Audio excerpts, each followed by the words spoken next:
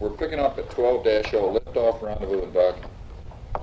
And again, where things went nominal, as per the checklist, we're going to get the lunar surface checklist yet? Absolutely. Okay, we're going to say so. LEM power up and launch prep went well. We did not do the P-22, and everything else just went as advertised on the LEM. She came up and powered up beautifully. Anything in there that's worth going over? Okay, the liftoff was went normal. We got obviously all our pyros, and we lost no changeover Parker valves or anything. The only thing that I would like to mention, let the LMP pick it up here, is that very soon after liftoff, we had apparent loss of comm, a lot of noise in the S-band. It turned out that we were downlinking, but there was something wrong with the uplink. So the CDR watched most of the guidance and could call out in the blind altitudes and goes and what have you as we pitched over and pressed on up. But for about the first 2 or 3 minutes, I think the lunar module pilot had to concern himself with trying to get comm back. Yeah, and again, it was apparently Goddard, or Goldstone, dropped the uplink, and then when they were getting it back, I was switching on these, and for a while there, it was just completely out of phase. And but they apparently had a continuous downlink. It was a very inopportune time, I might say, because it happened just right after ignition. I think that's something, though, that the INCOs are going to be able to clarify, because we certainly can't give you the details. It just there was essentially no comm on all the antennas. We got into they briefed us on a trajectory. We flew into a trajectory that appeared to be nominal. The ag showed us slide out of plane, I believe, and as a result, our tweak had 9 foot per second. It was -4, -9, and +1.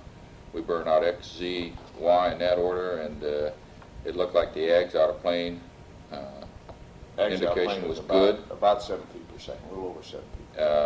And it looked like we might have had a somewhat a G-sensitive drift in our Y accelerometer and the pings, but the tweak, as it turned out, was an excellent tweak because our rendezvous resulted in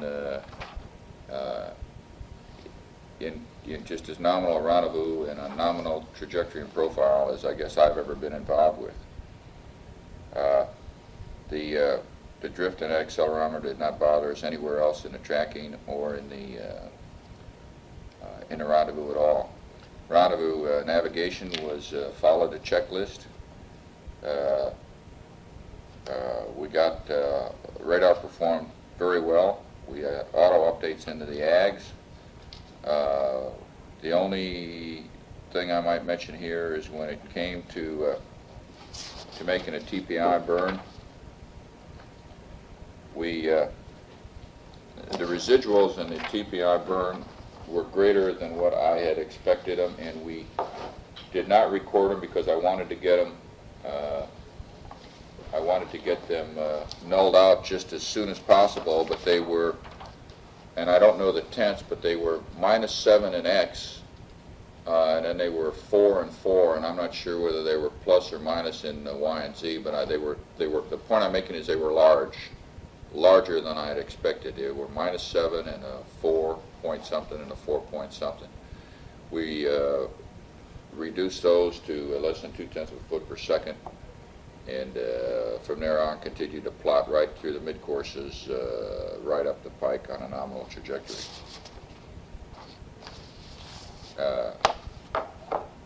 Communications after that first lash up, you got any comment about that? No, the comment was good. A couple comments about the ags. After about 5 or 10 minutes, early in insertion, I always check the accelerometers or the after insertion. And except about 5 or 10 minutes later, and I can't remember exactly, I looked and I had accumulated a foot or two per foot, maybe a foot and a half per feet per second at X.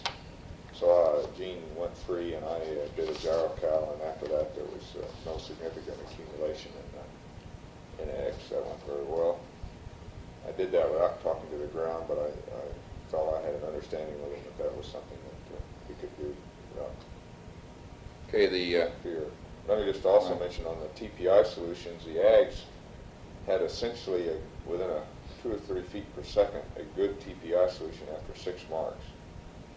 The insertion solution was not very good. It was off by a number of feet per second in X and even more in Z.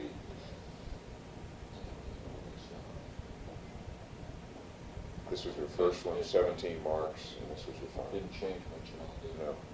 The pings recycle and pings final were Very close, within a couple feet per second in all. In X, they were right. Yeah. And a pings recycle had, I don't remember exactly the cost for 15 marks. I think You had I had 17 marks. And there's more data in the data card book about various ag at certain times marks with the ag solutions. Okay, the mid-course solutions. First mid-course agreed effectively all systems except AGS out of plane was a little bit high, and the decision was made to burn the onboard ping solution out of the LEM, which was minus 1.2, plus 0.4, and plus 0.3. We continued to track right up the pike. Mid-course 2 came up, and we again compared all the solutions. The AGS out of plane was still a little bit high, and in actually the opposite direction from the pings. We had a slight variation in the CSM solution in Z. I don't know why. It came up with plus 5.4 feet per second in Z. So we really didn't get a very good correlation between the CSM and the LEM on the second mid-course. But the pings was still performing, the radar was still performing, and based upon our trajectory plot and based upon our following the nominal inertial line of sight rates, we decided to burn the pings, onboard ping solution in the LEM, and it was minus 0.4, minus 0.7, and minus 1.6, and from there on out we just continued to follow the inertial line of sight angles, and very little tweaking in either in Y or Z, and we just sort of floated right through the braking gates at 1 mile. I think we took about 6 or 7 feet per second off to hit 30. We met all the gates as prescribed, and just came moving very slowly into final station keeping. Went into a formation flight around the CSM, got a good inspection of the spacecraft in the sim bay, the report of which is in a transcript. Everything looked good to us. We eventually maneuvered, the command module maneuvered to the docking attitude. The LEM just took his position, his docking attitude, did his pitch and yaw maneuver, and or gave station keeping control to the command module to pitch and yaw maneuver, and stood by for docking. Okay, this command module pilot proceeding on with the docking. I think one of the more noticeable differences between this docking and the docking with the S4B is the fact that the ascent stage deadbands a lot more than the S4B did. S4B is steady as a rock, but you could tell we just watched the LEM deadband because it would change attitude, and then you'd try to follow it. And looking on the first attempt coming in, I must have had less than 1/10 of a foot per second, just barely closing on the thing, just taking it nice and easy. Made contact and did not get captured. Okay, as soon as it didn't get captured, when it's obviously you're closing too slow, backed off, a couple of 3 feet, I guess, something like that, renulled the rates, and initiated the closing rate, and got capture. As soon as we got to capture, both vehicles went to CMC free, and you look around and check the barber poles and whatever, and look back out, and here I had some rates in the CSM, and I'm sure now that the LAM had rates also. You must have had. Right. Well, we did when as soon as you went free. See, as soon as capture, the LEM went free, Yeah. and then the CSM trying to null the rates ended up perturbating the LEM and giving us rates. Mm-hmm. So we finally gave up on that mode. Had the LAM go to attitude hold, and then once you go to attitude hold, then the CSM could null the rates, and we got lined up and attempted the hard docking. No problem. Probe retract came back. This time it didn't sound like it was as much of a ripple fire. It was more of a, and it was a quicker docking, or a quicker hard dock than it was the previous time. You got any more tape? Okay. Yeah, we're still on. Okay, I want to say something about visual sightings during a rendezvous. I was able to, from the LEM, I was able to see the command module when it was sunlit at somewhere around 100 miles, and definitely define that was a command module. After the command module went into darkness, I could not pick up his tracking light until we were well within about 40 miles.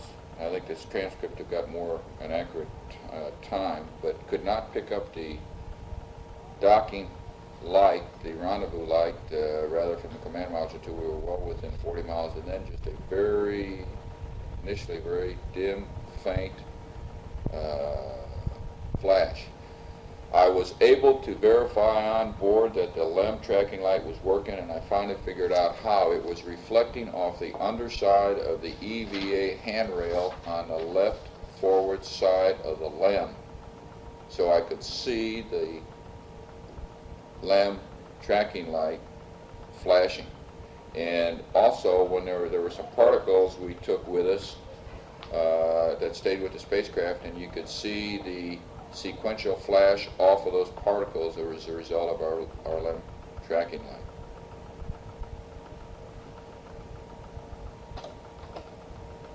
Okay, this is the command module pilot. I've already mentioned in section 11.0 about the visibility of the lunar module through the optics. I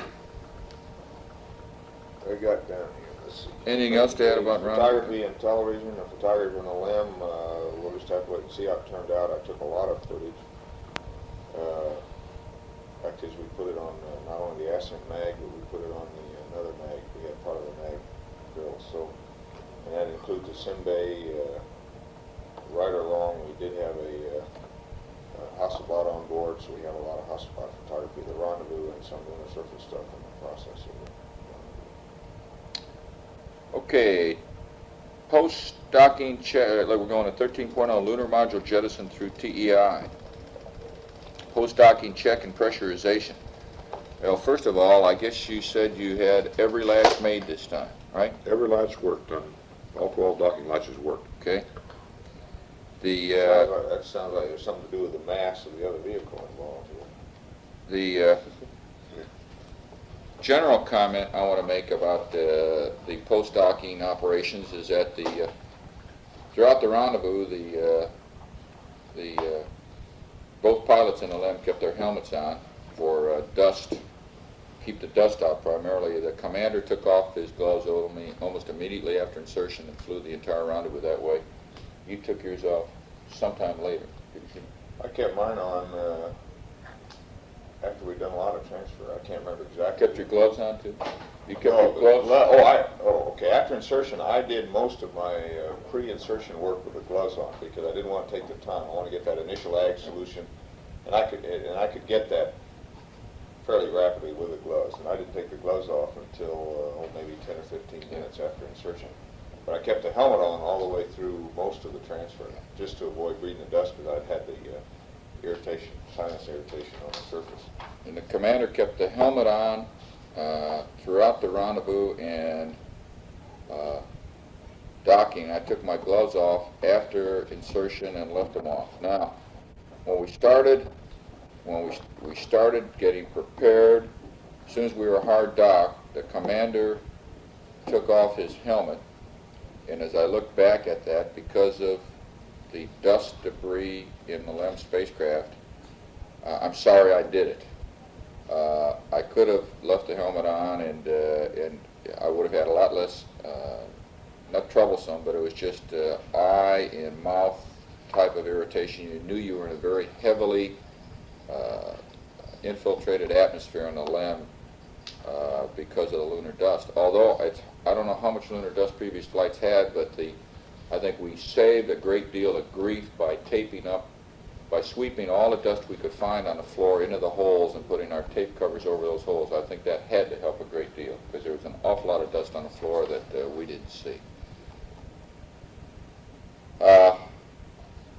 So I had, commander had his helmets and gloves off throughout the entire transfer. Basically, the way we handled the transfer was the way we had planned. I think the LEM pilot did most of the preparation of the gear in the LEM, and the commander stayed in the tunnel and passed things on, and the inventory was going on the command module side and on the LEM side both. We vacuumed each other's suits the best we could, and everything else that got supposedly transferred unbagged or uncovered. This is the LMP, and in spite of the CMP's comments to the contrary, I think we got things remarkably clean, and there wasn't an awful lot of dirt in the command module coming back. Really was. Oh, that's true. I didn't want to leave that impression. Okay. Contrast, he may have thought it was dirty, but, Yeah. I was surprised we were able to keep the level of, pardon the expression, contamination in the command module down. That atmosphere that the commander was referring to in the LEM after he took his helmet off, I could go halfway through the tunnel and stick my head up into the command module, and it was a totally refreshed, unpolluted atmosphere up there that never did get polluted. I think having that vacuum cleaner running in the LEM had a lot to do with keeping the flow in the other direction and filtering out the air. Oh, I did too. We never did vacuum in the command module because it just wasn't necessary. It wasn't necessary to vacuum in the command module at all. And the suits were noticeably cleaned by the vacuum cleaner. Mm-hmm. You could tell you were pulling stuff off of them, although they were still dirty, and every other subsequent time we handled them, we got our hands dirty. But I think most of the free dust was taken care of. We effectively stayed on a transfer list. I say effectively throughout that transfer. However, some things got transferred out of order and got temporarily stowed in the command module, but we effectively used the transfer list as not as a cookbook, follow recipe type of thing, but as an inventory list. And we inventoried it several times from both ends and found out that we were satisfied we had everything transferred, and then pressed on with the LEM closeout. LEM closeout went nominal. We got back into the LEM, or into the command module, and the commander closed out the LMP closed out the LEM, and for convenience, the commander effectively went back and closed out the LEM hatch, put in a command module hatch. Because of the slow tunnel vent, or the long duration of tunnel vent, the commander stayed in the tunnel, the LMP in his seat and the CMP in the left seat. We suited up and got prepared for our integrity check, and as soon as the LEM tunnel vent was complete and we were satisfied with the integrity of the hatch, we went into the suit integrity checks. Yeah, this is CMP. Let me make another comment on the tunnel vent time. I'll bet it must take, and I'm not sure this is correct, but I bet at least 3 or 4 times longer than the simulator is for the tunnel vent move. And I think that's going to be applicable to Skylab because of their docking. They're going to have to vent before the end dock. It took quite a while. But tunnel closeout was easy. We had no drogue and no probe, which were stowed in the LEM for LEM jet.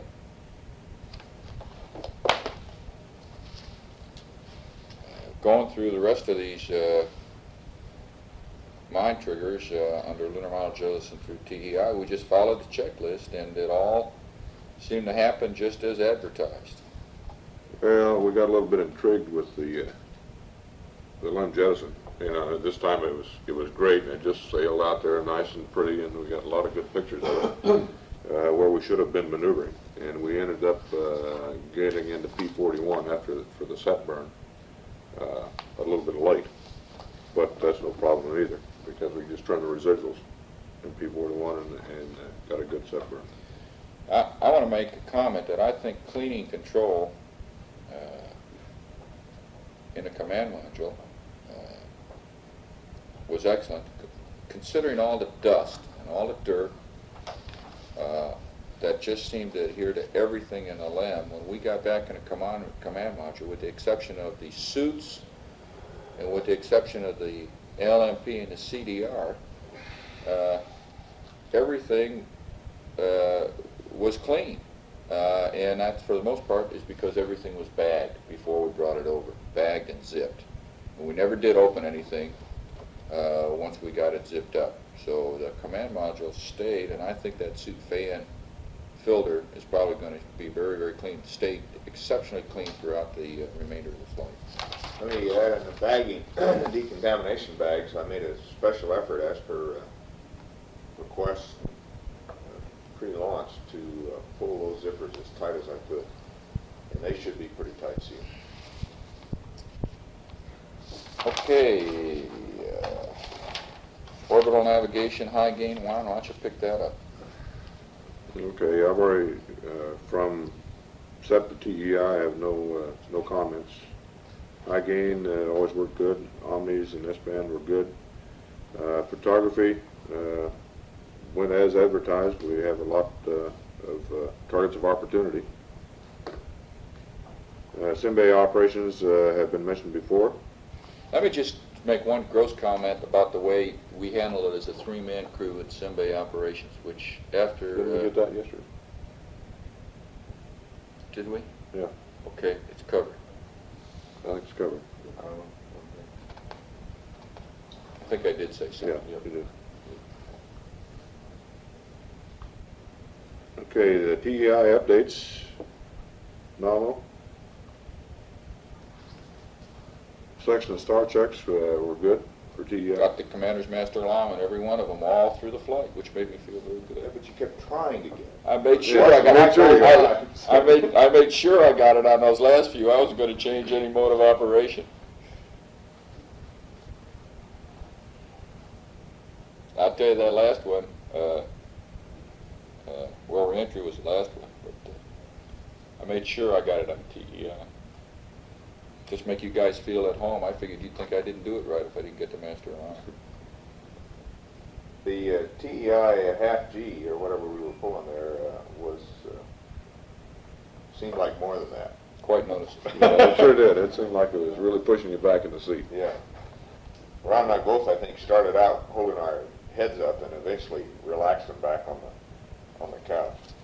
I guess we must have had the spacecraft pretty well stowed or tied down, because as I briefed the CFP and LMP, and as I recall those kind of burns back on Apollo 10, lots of things start moving through the spacecraft and find their due on the aft end of the spacecraft because of the G load.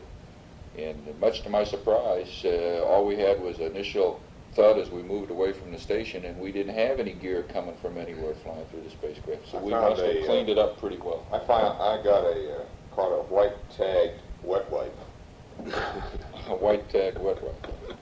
But other than maybe one or two of those things, in looking back, I would have expected more gear to come from somewhere, but we prepared for those burns pretty well. Well, that brings up another point that reminds me, though, is that there has always water condensing on the ECU unit, the pipes and what have you back in there when you get back to clean the suit circuit return valve. And when we put our suits on for the EVA the next day, your suits were noticeably wet. And also, when I pulled the PGA bag up, it was damp down underneath the PGA bag. So I think as a normal procedure, we should have, either after the burn, probably before the burn, made sure we wipe up the water in the LAB somehow to do that. I wasn't really aware. Our suits were damp when we put them out, but I was not aware. I could look down there, and I could not find any real water down in the down there. Except on ECS. Yeah, on ECS, there's always water down there in ECS, and I just assumed that's where all that came from. But Funny, it was all over. it's not a puddle of water, like you say. It was just damp. It was almost as if it was colder down in the LOB and water was condensing on all over the suit. It wasn't as if they were in a puddle. Yeah. Okay, I think that covers right on through TEI. Let's see. Yeah, the one thing I want to mention on TEI is that again, the simulator is set up such that in the roll deadband, it goes over to one side of the roll deadband and just kind of stays there. And during the TEI burn, it was bouncing back and forth from one side of the deadband, clear over to the other side of the deadband. And when it's bouncing back and forth, the roll rate is up around 4/10 of a degree per second, arcing back and forth across the roll deadband.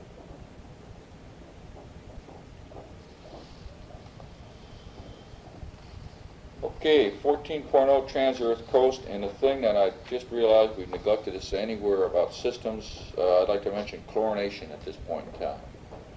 I think without fail, did you ever talk about it? No. I think without fail, almost every chlorination leaked. Sometimes larger quantities of water, other times just small quantities of water, and I'll tell you where it leaked. Water or chlorine? Well, Or both? It's a combination. chlorine in your chlorinating and buffer or water when you withdrew the buffer sample. But where it leaked appeared to me to leak within the ampule itself around the bag, because it was the chlorine, the cylindrical chlorine dispenser that was continually wet. It was not where the dispenser fit into the needle, or where the needle adapter fit into the spacecraft. It was within the barrel chlorine dispenser itself, and we continually, chlorination was a case of always cleaning your hands with chlorine, because you always had it available down there within that dispenser, and in some cases you had larger quantities of water that had to be wiped up with a tissue. That plagued us throughout the whole mission. It turned out not to be a serious problem because we learned how to handle it, but that was one system anomaly that never had really been brought out. Okay, let's see, CMP, let me amplify that a little bit.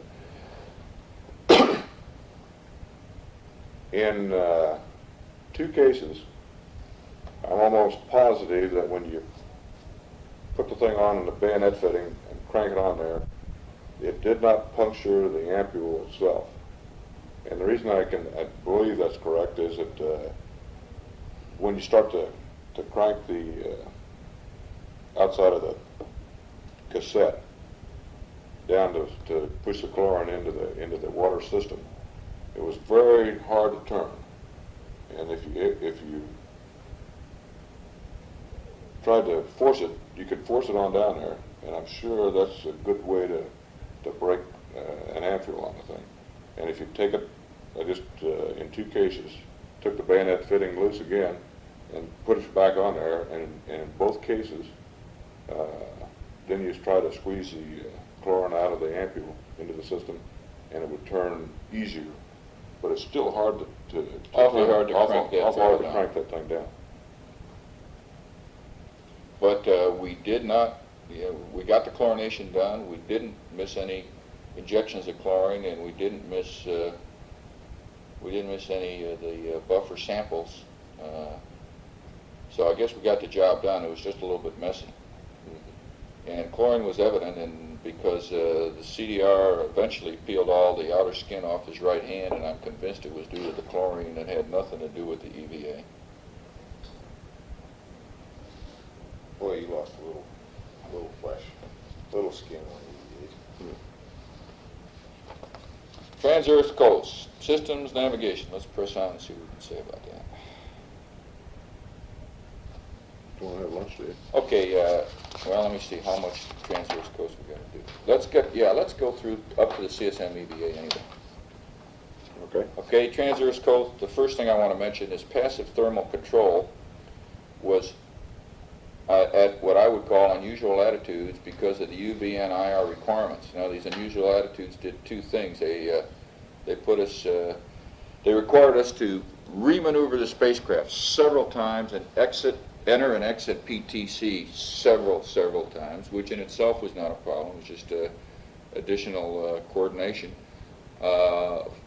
Coincidentally, most of these particular PTC attitudes were within 30, certainly 45 degrees of gimbal lock most of the time.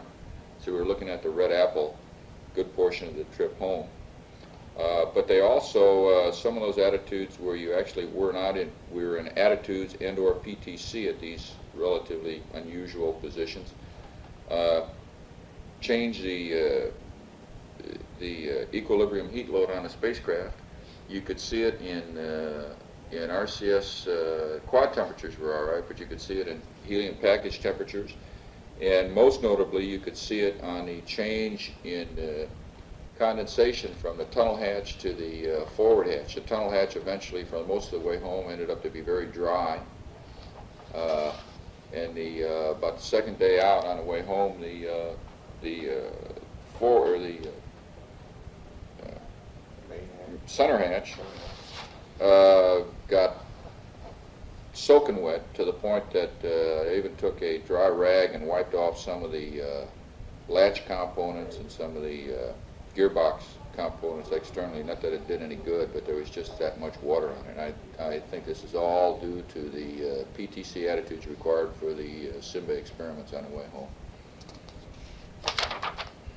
It was colder in the spacecraft, too. Oh, yes, it was colder in the spacecraft.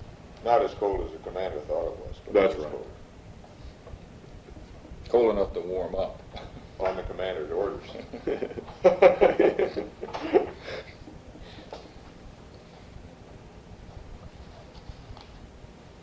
And I just mentioned we warmed it up with the ground suggestion of an extra inverter and going to manual on the temp in. I think we discussed that yesterday. Ron, all your rough snap changes, your torquing, platform torquings, all those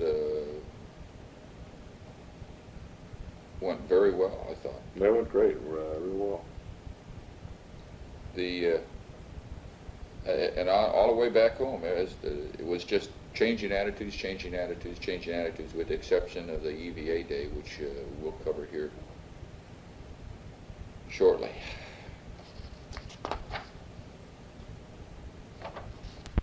CSM EVA.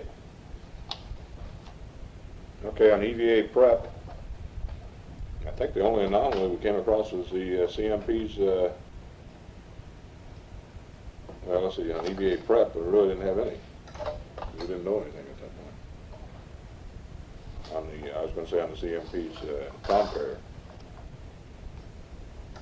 But the EVA prep went right down the line, essentially. It was all well laid out within the experiments checklist, and we checked things off as we went, and stayed pretty much on the timeline. We started about a half hour early and stayed a half hour early. We started. We were a half hour early throughout the whole thing, and we lost that half hour and opened the hatch just about and turned TV on exactly on time. And I can't remember a small little something that chasing down. Com carrier change. We lost that half hour during a com carrier change on a tone. Ron, I'd like to add that post EVA, that I think one thing that helped us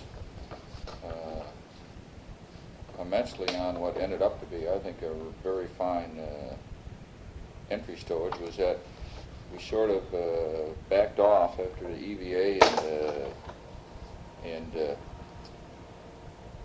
took a good long list at the long-range stowage as well as the post-EVA stowage, and really effectively started housekeeping, cleaning up the cabin, and effectively stowing some of the articles that were not going to be used any further in the mission for entry at that time. At that point in time, yes, we So our did. entry stowage really started with the post-EVA time frame period, and I think that really helped us out in the long run. Okay, I think we should mention how we got out of the suits on this thing. To me, that was a pretty important way to get things done. And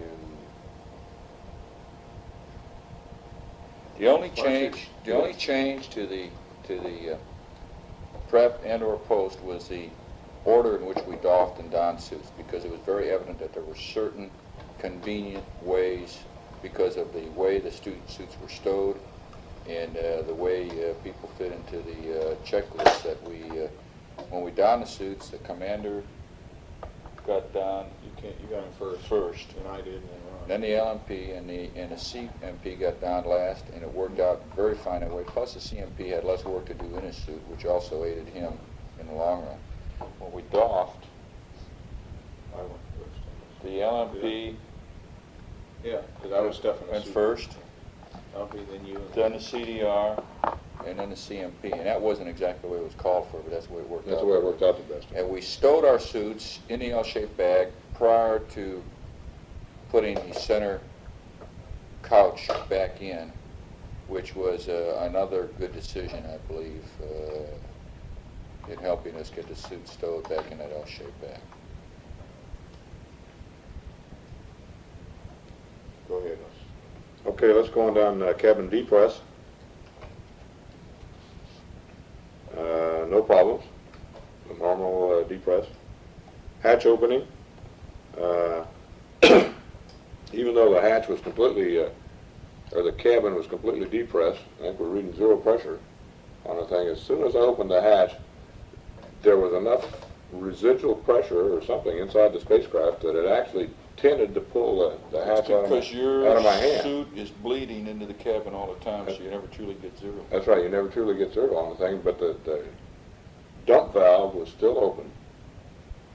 And if I had not been hanging onto the hatch, it would have blown it all the way open. Well, Ron, to give you an idea, that's not unexpected, because it's exactly what we had on the lunar surface.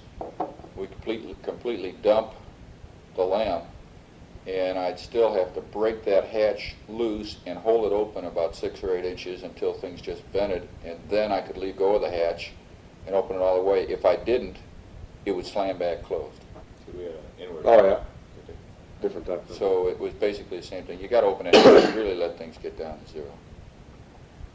Okay, well, when I opened the hatch, then all of the excuse me, all the little ice crystals and everything started flowing out. A pin went floating by, and something else went floating by. Wasn't quite sure what it was. But there's all kinds of little particles and pieces start coming out through the hatch. But I sure didn't see. I looked specifically for the scissors. I didn't see any scissors go out that hatch. I hate to say. None of them went by my watch. None of them went by me. Ron, I'd like to say that they went out the hatch, but I sure didn't see them go. Sure, you didn't see them go by? I caught the one thing and started to go by me, and we put it in your pocket. You got it. Push straight. Okay, once all the particles and junk was out of the way, then you just push the hatch open. We had disconnected the counterbalance with the tool B there, so that we locked the hatch in the open position. So I just shoved it open, and it went beyond the center position and locked in the open position with no problem. Egress, I had a tendency, I guess, just like any other thing, it seems like you want to float up. And I had a tendency to float up against the MDC and had to consciously duck and get my face as close as I could to the bottom of the hatch in order to get the OPS past the MDC and get on out. TV and DAC installation worked fine. I could hang on with the right hand on the hatch, the great big D handle on the hatch, and with the TV pole in my left hand, and it worked out real fine. Just stick it in there and then line it up with the mark and make sure it was locked in or clamped in. And then climbed on up the pole to turn the TV on, or turn the DAC on. And it was, you couldn't see the light. I couldn't see the light on the thing, but you could feel the camera running once you turn it on. You could just touch it and you could feel it vibrating a little bit. The lunar sounder cassette retrieval, I think that should be on the onboard, or on the air-to-ground tapes. As I was describing most everything that was going on, there's no problem. The pan camera cassettes were next. No problem on the pan camera cassettes. In the pan camera, it's obviously a bigger mass, and it's quite apparent when you try to move that big mass around that it is heavier and it weighs more than the other things. It's easy to move, but it just takes a little more effort to get it started. And you know that if you ever get it started in one direction, it's going to keep on going. You have to stop it. So I just moved everything real slow, tried to keep it under control. Mapping camera cassette had the same problem I had in the Simbay C² S², getting the thermal cover off. It's stuck underneath the mapping camera laser altimeter door. But there was no real problem. I had the feet in the shoes, just give it a big jerk, and it finally came off. Simbay inspection, that's all covered in the onboard, the air-to-ground tapes. TV and DAC removal, again, was real simple. Just had to squeeze the lever, and TV came out, and it was easy to hang on with one hand and maneuver the TV around and point it toward the moon, because I didn't have to worry about shining it into the sun. When I tried to, again, hang on with one hand and point the TV around toward the Earth, the Earth was, well, maybe 10 or 15 degrees, probably 15 degrees from the sun. And I tried to be a little more accurate on the thing, and when I did that, then I lost, kind of effectively really lost control of my body position, because I was trying to I think, maneuver the camera. And you need both hands to maintain your body control again. So rather than try to flash the camera through the sun or something like that, I gave up on trying to point the camera out the Earth. Comm during EVA was loud and clear for me throughout the EVA. There was a lot of background noise, the hissing of the airflow, and I'm sure that was probably coming over the box circuit. But I don't think anyone didn't appear to me that anyone had any trouble on the ground reading. I think one of the big advantages there around the LMP, that one thing we did, because it was bothering him at first, I turned your box sensitivity down about 2 notches. And apparently that really improved the comm form, is the impression I had. I had that impression from the ground. I don't know if it made any difference or not, but I got the impression that did help. Comm into the cabin was excellent. I never had any trouble understanding you. I had the hissing in the background, but we... yeah, I thought it sounded much better than I remembered other flights sounding. On the air to ground. Well, our CMP made more noise than us. I guess I used the wrong word there. It was clearer. Clear.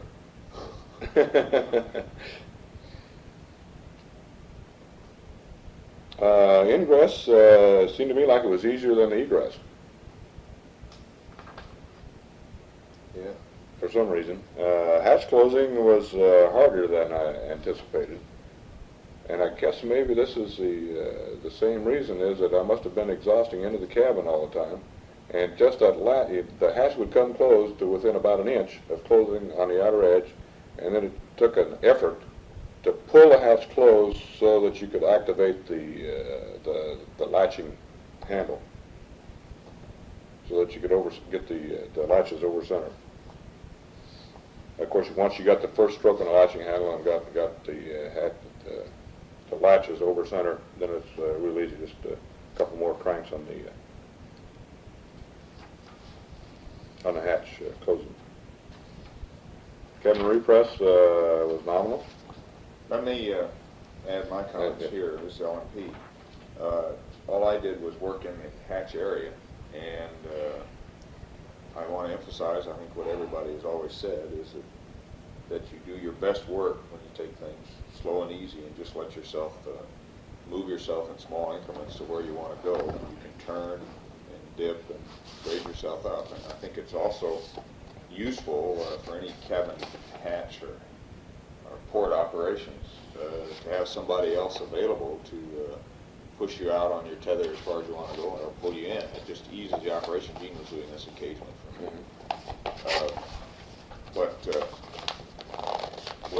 With the struts and everything available there was never any feeling that I didn't have a way to control my body position. Sometimes it took a few seconds to get it where I wanted it, but it was clear. The one thing, invariably, every time I went back inside, I had this 90-degree disorientation feeling for a few seconds until I got the perspective of the cabin again and said, okay, that's right. And I get back in, and then I'd go back outside, and I come back in again, and then once again it seemed as if the cabin had rotated 90 degrees to my perspective. And it's just something that's no problem. It's just a change of perspective for some reason that I experienced several times.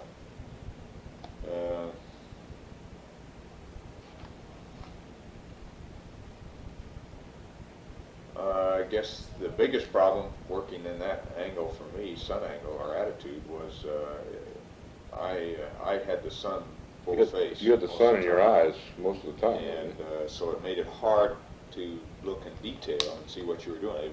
You were clear image, you were there, and I could see every major operation do it, but if I had to specifically see details, it was...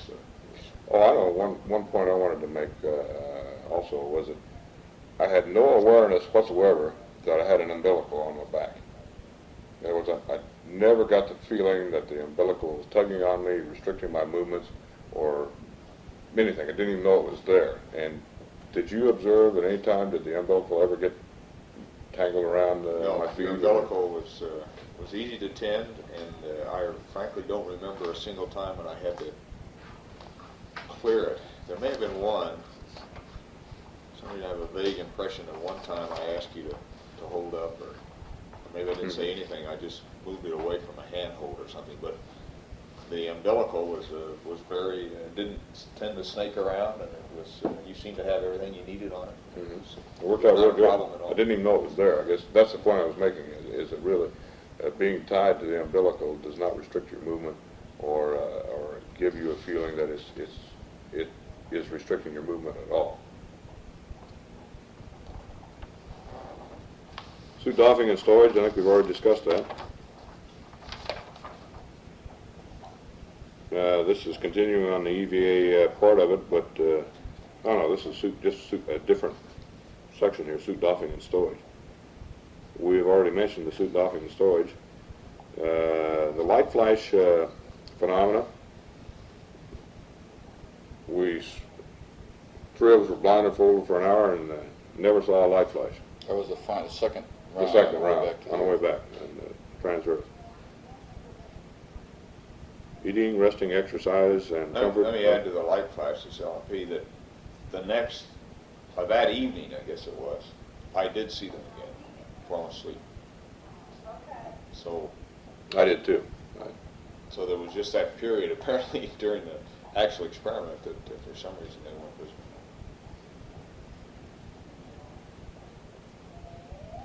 I think we've discussed the eating, resting, Yeah. exercise, and comfort already. Cabin atmosphere. The one thing that I don't think we've ever mentioned yet, and I think should be noted, is that we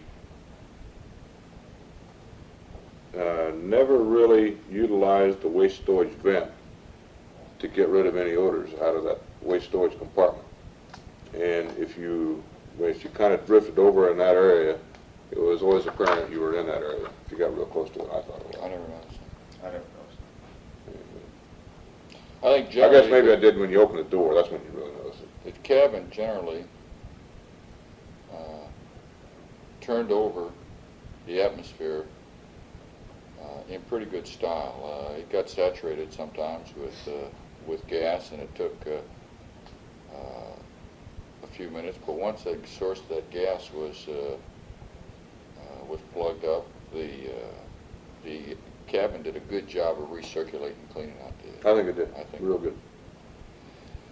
Flight plan updates were super. The flight plan was excellent, and they were held to a minimum, and we really didn't change any part of the entire flight except a few dates and times and what have you here and there. Attitudes.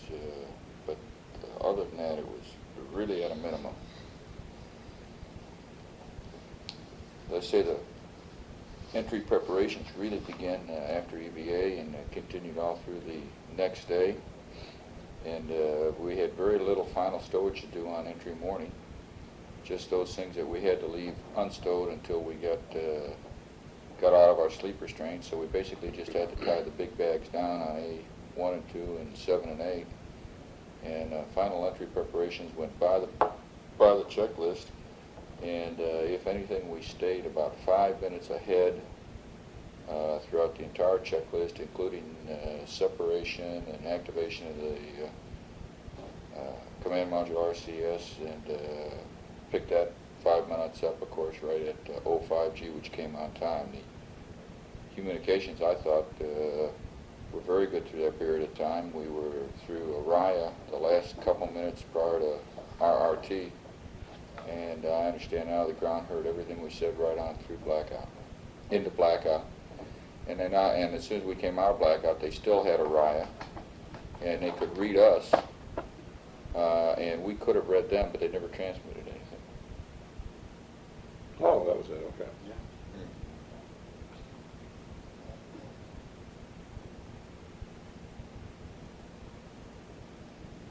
I'm running out of tape here.